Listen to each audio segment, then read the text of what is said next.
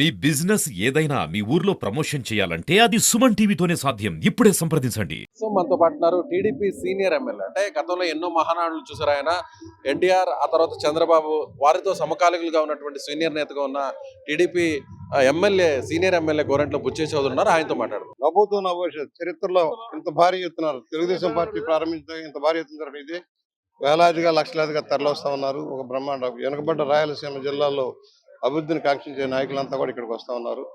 ఇది రామారావు గారు ఏ క్షణాన పార్టీని ప్రారంభించారు, ఆ రోజు నుంచి కార్యకర్తల బలం వల్ల, కార్యకర్తల సహకారంతో పార్టీ మనుగడ కొనసాగిస్తూ ఉంది. మనం విజయం సాధించడమే కాదు, రాష్ట్రాన్ని ప్రగతి బంధాల ముందుకు నడపాలన్న లక్ష్యంలో కార్యాచరణతో ముందుకు సాగుతున్నాం. చంద్రబాబు గారి స్థాయిలో ఇప్పటి వరకు ఎక్కువ మహానాడులకు అటెండ్ అయినటువంటి నేతల్లో మీరు. సో అప్పటికి ఇప్పటికి ఉన్నటువంటి తేడా ఏంటి? ఇప్పుడు అందులో లోకేష్ గారు కూడా వచ్చారు. లోకేష్ గారికి కూడా 2.0 చూడబోతున్నారు. లోకేష్ గారిని వర్కింగ్ ప్రెసిడెంట్ చేయబోతున్నారు అనేటువంటి సమాచారం వస్తుంది. దానిపై ఏమంటారు? యువ నాయకత్వం వస్తుంది.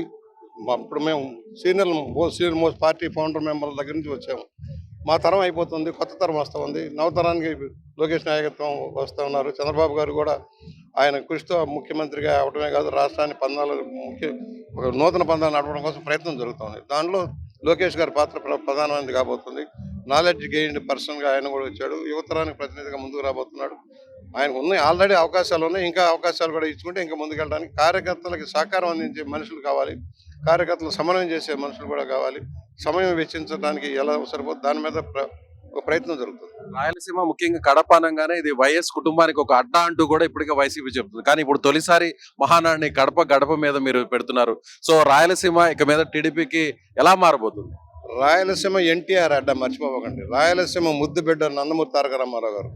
ఆయన నటుడిగా ఆరాధించింది రాయలసీమ, ప్రోత్సహించింది రాయలసీమ. తెలుగుదేశం పార్టీని ప్రారంభించింది, ఇప్పుడు బాగా ప్రోత్సహించింది రాయలసీమ.